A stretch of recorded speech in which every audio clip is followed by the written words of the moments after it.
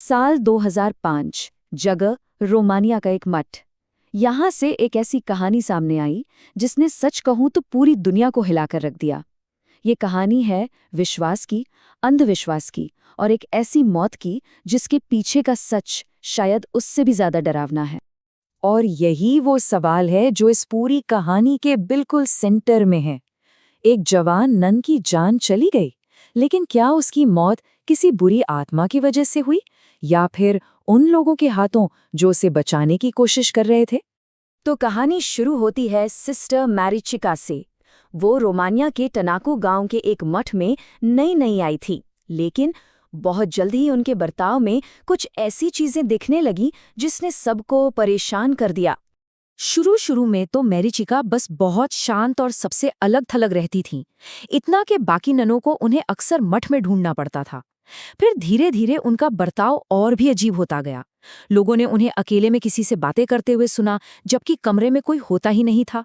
और एक बार तो हद ही हो गई जब प्रार्थना के दौरान वो जीसस की मूर्ति को देखकर बेतहाशा हंसने लगी। ये सब देखकर मठ के पादरी फादर डैनियल और बाकी सब लोग सच में घबरा गए। अब इस अजीब बर्ताव ने मठ में एक बहुत बड़ा सवाल खड़ा कर दिया। क्या मैरिचिका पर किसी शैतान का कब्जा है या फिर ये किसी दिमागी बीमारी का संकेत है? यहाँ एक ही बर्ताव के दो बिल्कुल अलग अलग मतलब निकल रहे थे। चर्च के हिसाब से उनका यूं बेवजह हंसना और अकेले में बातें करना, ये तो शैतानी कब्जे के साफ साफ लक्षण थे।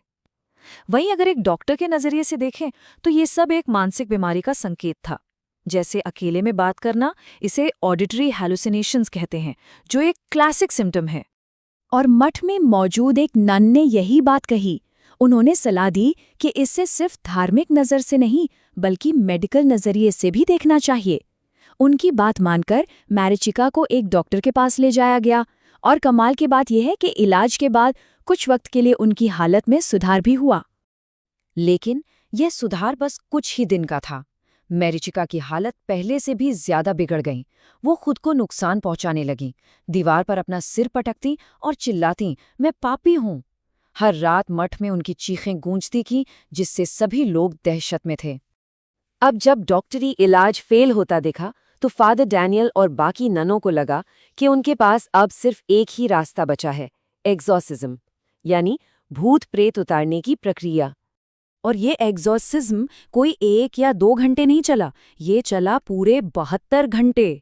सोचिए जरा, 3 दिन और 3 रातें मैरिचिका को उस भयानक प्रक्रिया से गुजरना पड़ा। इस प्रक्रिया के दौरान जो हुआ वो रोंगटे खड़े कर देने वाला था। उनके चेहरे पर नकाब बांध दिया गया ताकि वो बोल न सकें। उनके हाथ पैर कसकर बांध दिए गए ताकि वो हिल डुल भी न पाएं। इन 3 दिनों में उन्हें न तो खाना दिया गया और न ही पानी। बस उनके चारों ओर खड़े होकर पादरी और नन लगातार प्रार्थना करते रहे। 3 दिन बाद जब एक्सोर्सिज्म खत्म हुआ और उनके बंधन खोले गए तो मैरिचिका बिल्कुल शांत थी। वो हिल भी नहीं रही थी। उनकी नब्ज बहुत धीमी चल रही थी।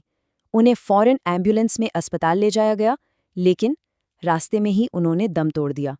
दुनिया को लगा कि मैरिचिका की मौत शैतान के हाथों हुई, पर असली वजह कुछ और ही थी। एक ऐसी वजह जो विज्ञान और मनोविज्ञान में छुपी थी। जांच के बाद जो सच सामने आया वो ये था कि मैरिचिका को कोई शैतानी कब्जा नहीं था। उन्हें एक सिजोफ्रेनिया नाम की एक गंभीर मानसिक बीमारी थी। इस बीमारी में होता यह है कि इंसान की सोच का, उसके अनुभवों का असलियत से कनेक्शन टूट जाता है। वो ऐसी चीजें देखने या सुनने लगता है जो असल में होती ही नहीं है। याद है, मैरिचिका ने खुद कई बार कहा था, मुझे शैतान दिखता है। और बस इसी बयान को लोगों ने शैतानी कब्जे का सबसे बड़ा सबूत मान लिया था। और यहीं पर सबसे बड़ी गलती हुई। जिसे वो शैतान समझ रही थीं, वो असल में उनकी बीमारी का एक लक्षण था, एक वहम जिसे हम हैलुसिनेशन कहते हैं। ये कोई बाहरी शक्ति नहीं, बल्कि उनके अपने दिमाग की ही एक उपज थी। और इस बीमारी की जड़ें शायद उनके बचपन के एक बहुत गहरे सदमे से जुड़ी थी। जब वो छोटी थी तब उनके पिता ने आत्महत्या कर ली थी।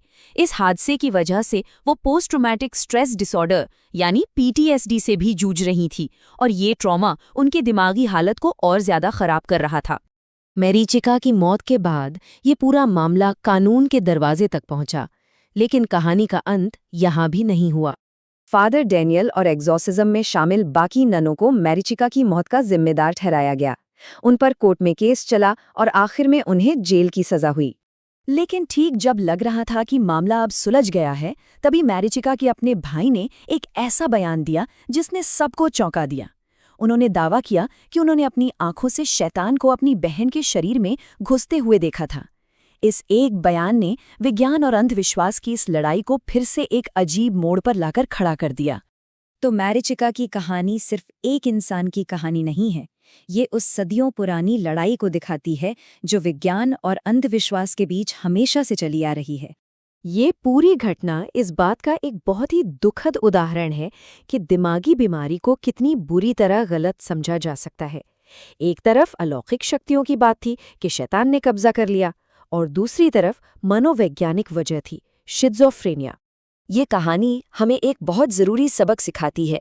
दिमागी स्वास्थ्य की समस्याओं को पहचानना और समझना कितना ज़्यादा ज़रूरी है।